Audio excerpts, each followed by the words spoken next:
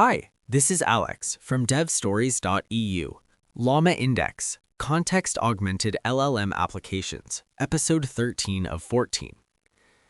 You swap out your embedding model and suddenly your answers feel a bit off, but you cannot quite put your finger on why.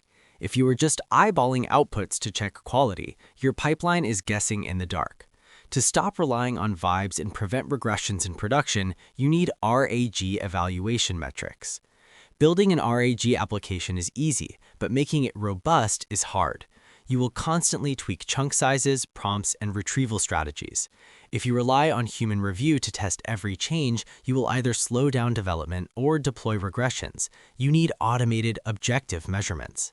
Because RAG consists of two distinct steps, finding the right information and generating an answer based on it, you must evaluate both stages separately. Let us look at generation first. This is called response evaluation. The primary metric here is faithfulness. The goal is to catch hallucinations. A faithful response is one where the language model relies entirely on the retrieved context rather than inventing facts from its own pre-training data. In LlamaIndex, you handle this with the Faithfulness Evaluator. This tool uses a language model under the hood to act as a judge. You initialize the evaluator, then you pass it the original query, the array of retrieved context nodes, and the final generated text. The evaluator returns an evaluation object containing a binary pass or fail boolean, telling you whether the response is strictly supported by the context provided. It also provides a reasoning string explaining why the judge made its decision. If your faithfulness score drops after an update, your prompt or your language model might be getting too creative. Now, the second piece of this. Even the best language model cannot generate a faithful answer if you hand it the wrong documents. This is where retrieval evaluation comes in. Here's the key insight. You evaluate retrieval by checking if the system fetched the exact source nodes you expected for a given query, completely ignoring the final generated text. You handle this with the RetrieverEvaluator. Consider a scenario where you want to test a new embedding model. Instead of deploying it and guessing if it's better, you build an evaluation dataset. This dataset contains a list of queries paired with the specific document identifiers that contain the correct answers.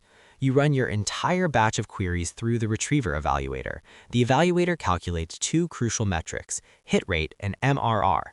Hit rate is straightforward. It checks if the expected document appeared anywhere in your top retrieved results. If you retrieve 5 documents and the correct one is in there, that's a hit. It measures pure recall. But position matters. If the correct document is always 5th, your language model might ignore it due to context limits or attention decay. This is where mean reciprocal rank, or MRR, comes in. MRR looks at the position of the first relevant document. If the correct document is at the very top, the score is 1. If it's second, the score is 1/2. If it's third, 1/3. The evaluator averages these fractions across your entire dataset.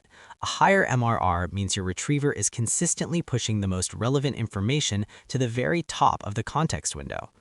By comparing the hit rate and MRR of your old embedding model against the new one, you get mathematical proof of which model performs better.